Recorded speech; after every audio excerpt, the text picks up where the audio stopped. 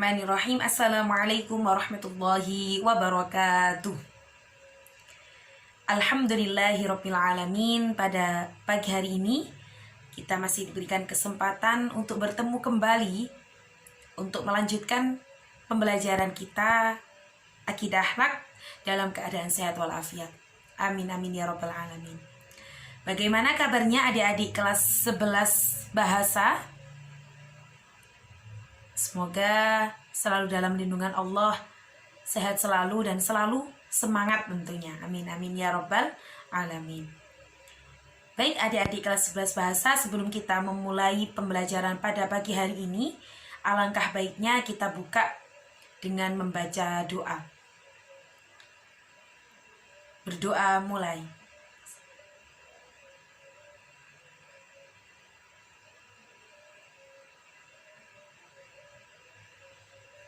Amin amin ya rabbal alamin.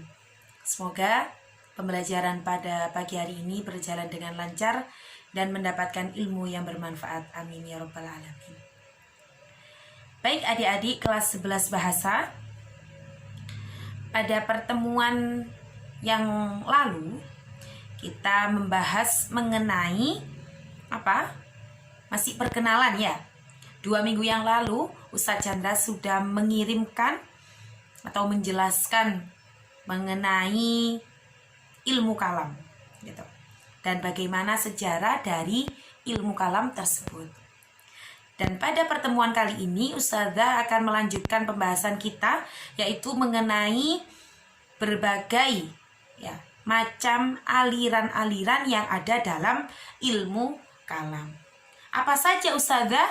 Ya, maka pada kesempatan kali ini kita akan mengupas satu persatu mengenai beberapa aliran yang ada dalam ilmu kalam tersebut. Baik adik-adik kelas 11 bahasa, sebelum kita mulai pembahasan mengenai apa saja ya aliran-aliran yang ada dalam ilmu kalam, Ustazah akan membahas singkat ya sejarah munculnya berbagai aliran dalam ilmu kalam. Seperti yang sudah Ustadz Chandra jelaskan ya di videonya, itu ada akidah sebelum dinasti Abbasiyah dan juga akidah setelah dinasti Abbasiyah ya. Maka Ustazah melanjutkan, perlu diketahui adik-adik bahwasannya seperti yang adik-adik ketahui, ketika masa Rasulullah SAW semua umat Islam ya, itu berpacu atau semua itu pastinya meminta pendapat, meminta solusi dan lain-lain, itu tujuannya kemana? Ke Rasulullah. Karena masih ada rule modelnya ya, yang menjadi acuan, yang menjadi pedoman ya, yaitu siapa? Rasulullah. Maka dari itu adik-adik, pada saat Rasulullah masih ada, ya, masih hidup, itu tidak ada yang namanya perpecahan, baik itu perpecahan di bidang akidah, perpecahan di bidang politik. Ya. Kenapa? Karena setiap ada perpecahan, selalu ada solusi yang disampaikan oleh Rasulullah. Dan semua orang-orang itu masih, apapun ada pertanyaan atau apapun yang dibingungkan, itu masih ada yang menjadi patokan, yaitu siapa? Rasulullah. Nah, setelah Rasulullah SAW wafat, ya, maka estafet kepemimpinan itu dilanjutkan oleh siapa? Khulafaur Rasyidin. Maka tumbuhlah benih-benih yang namanya perpecahan itu ya mulai di masa Khulafaur Rasyidin itu. Khulafaur Rasyidin yang pertama yaitu Abu Bakar. Ya, sudah banyak kaum murtad dan lain-lain. Yang kedua Umar bin Khattab. Dan yang ketiga yaitu Khalifah Utsman bin Affan. Ya. Yang paling menjadi perpecahan ya, mulainya tumbuh benih-benih yang paling tampak yaitu saat wafatnya Khalifah Utsman bin Affan. Jadi masih banyak sekali pertengkaran dan fitnah ya, yaitu saat siapa yang membunuh Utsman bin Affan. Dari situlah muncullah yang namanya fitnah kubro, yaitu fitnah yang besar terkait dengan pembunuhan Utsman bin Affan. Dari peristiwa itu muncullah beberapa pertikaian. Yang selanjutnya, estafet kepemimpinan itu dilanjutkan oleh Khalifah Ali bin Abi Thalib ya. Saat pemimpinan Ali bin Abi Thalib ini, masalah fitnah kubro tadi, masalah pembunuhan Utsman itu masih belum terselesaikan, masih belum reda ya. Maka masih terjadi beberapa pertikaian ya. Contohnya apa? Terjadinya perang Siffin, perang Jamal ya. Kalau perang Jamal itu dilakukan oleh Khalifah Ali dan juga Sayyidah Aisyah, tapi dia sudah berdamai. Kalau selanjutnya yaitu ada peperangan Siffin, yaitu antara Khalifah Ali dan juga Muawiyah bin Abi Sufyan ya. Dari perang Siffin ini ya, adanya tumbuhlah ya udah jangan perang terus kan, kayak gitu ya. Akhirnya terjadilah yang namanya perdamaian atau arbitrase itu ya namanya. Nah, perdamaian itu dinamakan Tahkim Daumatul Jandal. Kenapa Ustazah kok dinamakan Tahkim Daumatul Jandal? Karena terjadinya perdamaian tersebut dilaksanakan di suatu daerah yang bernama Daumatul Jandal. Maka dinamakan Tahkim Daumatul Jandal. Begitu. Nah, setelah di dalam perdamaian Tahkim Daumatul Jandal ini diambillah suatu kesepakatan bahwasannya antara pihak Ali dan Muawiyah ini bersepakat bahwasanya keduanya ini harus turun jabatan. Jadi Ali harus turun jabatan sebagai khalifah dan Muawiyah juga harus turun dari kepemimpinannya, begitu. Akan tetapi terdapat yang namanya pengkhianatan perdamaian di antara golongan Muawiyah dan juga golongan dari Ali bin Abi Thalib, di mana setiap kubu ini terdapat pemimpinnya ya. Kalau pemimpin dari golongan Ali bin Abi Thalib yaitu dipimpin oleh Abu Musa al-Asy'ari, dan juga golongan Muawiyah dipimpin dengan Amr bin As. Keduanya ini sudah bersepakat, adik-adik bersepakat untuk melakukan perdamaian. Akan tetapi ternyata di pihak Muawiyah ini mengkhianati kesepakatan tadi bahwasanya keduanya harus turun itu. Ternyata Amr bin As malah mengangkat Muawiyah sebagai khalifah. Kan padahal perjanjiannya tadi keduanya sama-sama harus diturunkan jabatannya. Akan tetapi golongan dari Muawiyah ini yang dipimpin oleh Amr bin As itu mengkhianati perdamaian tadi. Maka dari situlah ya umat Islam ini terpecah belah. Maka muncullah yang namanya aliran-aliran tadi. Yang muncul ada yang golongan membela Ali atau golongan Syiah, ada juga yang keluar dari Ali yang namanya Khawarij, dan juga yang keluar dari keduanya, keluar dari Ali dan juga keluar dari golongan Muawiyah. Nah, dari situlah, dari peristiwa itulah jadi muncullah beberapa golongan atau beberapa aliran-aliran dalam ilmu kalam, karena Islam sudah terpecah belah. Gitu.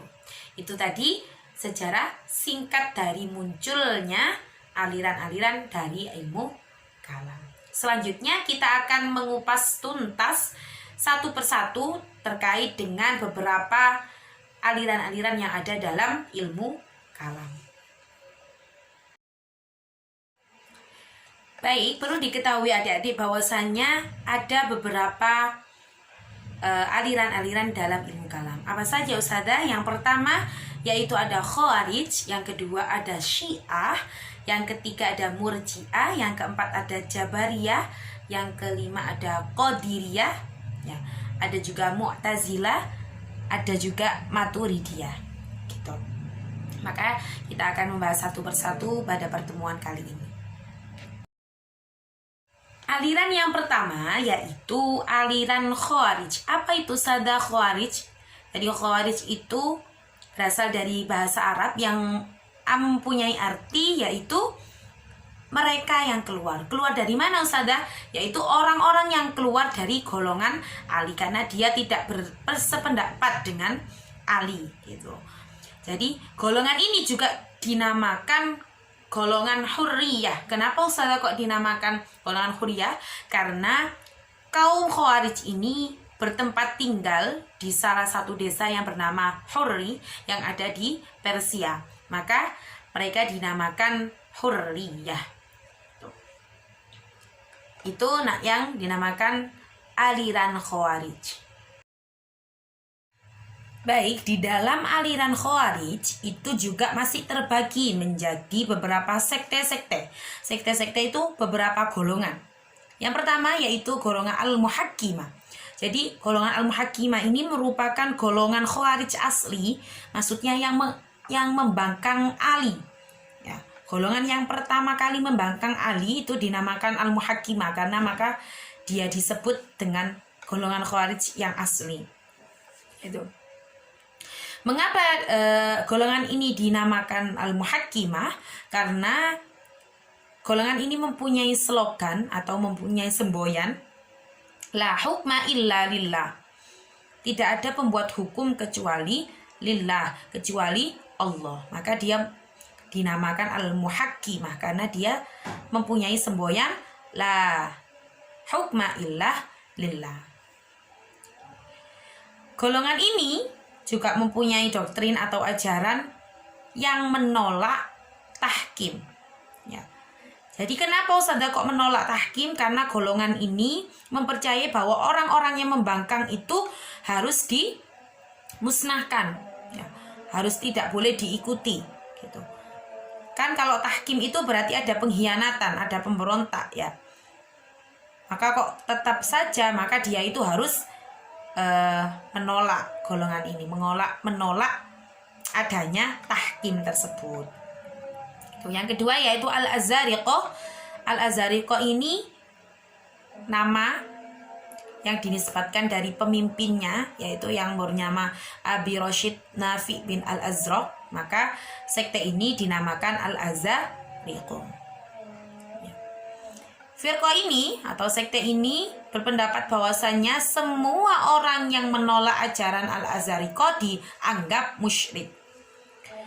Jadi orang-orang yang tidak mengikuti ajaran Al-Azariqah, maka dia termasuk golongan musyrik.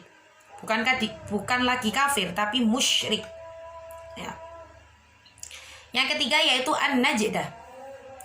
An-Najdah ini juga dinisbatkan dari nama pendirinya yaitu Najdah bin Amir al-Hanafi.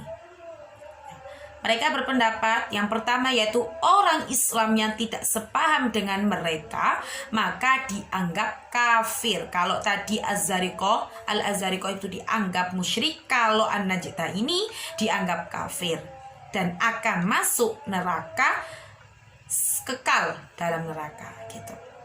Akan tetapi kalau pengikut dari An-Najdah sendiri dan melakukan dosa besar, bagaimana Ustazah? Ya, dia tetap masuk neraka tapi tidak kekal, gitu. Kalau tadi yang tidak mengikuti maka akan kekal dalam neraka, kalau pengikutnya melakukan dosa besar akan masuk neraka tapi tidak kekal, gitu. Itu salah satu ajaran yang ada dalam An-Najdah. Selanjutnya yaitu sekte yang keempat yaitu Al-Ajaridiyah. Al-Ajaridiyah ini juga diambil dari nama pendirinya yaitu Abdul Karim bin Ajarat, maka dinamakan Al-Ajaridiyah. Bahwasannya salah satu ajaran atau doktrinnya yaitu Al-Quran itu tidak layak mengandung peristiwa atau cerita percintaan.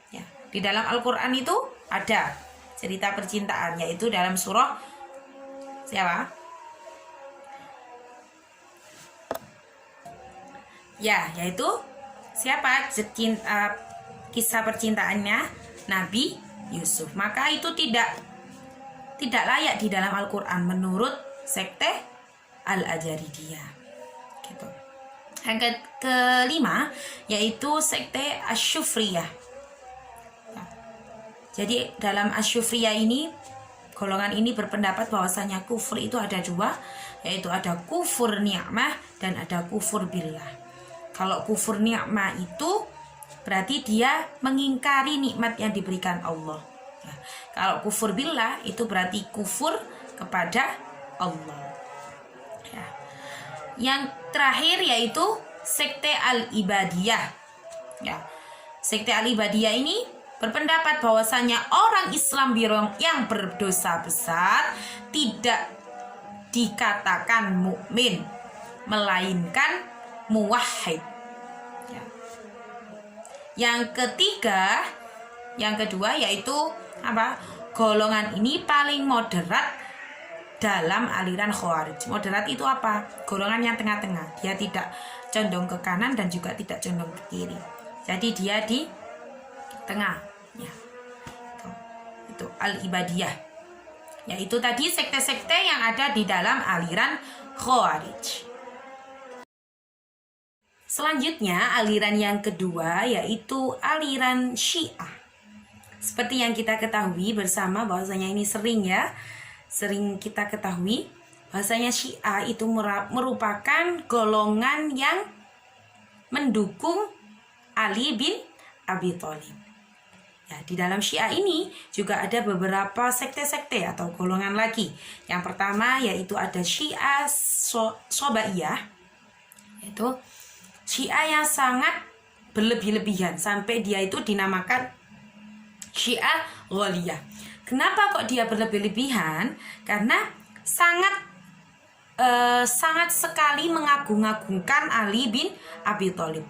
Sampai-sampai mereka ini berpendapat bahwasannya ya sebenarnya wahyu itu ya yang dibawa malaikat Jibril itu sebenarnya harusnya disampaikan kepada Ali bin Abi Thalib, bukan kepada Rasulullah. Sampai saking tergila-gilanya dengan Ali bin Abi Thalib, maka dia dinamakan Syiah Ghaliyah karena berlebih-lebihan. Yang kedua yaitu ada Syiah Kaisaniyah. Ya, Syiah ini yaitu sekte yang mempercayai bahwa imam mereka maksum dan mendapatkan wahyu. Jadi di dalam Syiah ini terdapat imam-imam yang mereka percayai. Ya, maka mereka menganggap bahwa imam mereka atau pemimpin mereka itu maksum dan mendapatkan wahyu. Bukan Rasulullah yang mendapatkan wahyu, tapi imam mereka gitu. Yang ketiga yaitu ada Syiah Imamiyah. Ya, namanya juga Imamiyah. Maka sekte ini mempunyai ya beberapa imam ya, yang mereka percayai.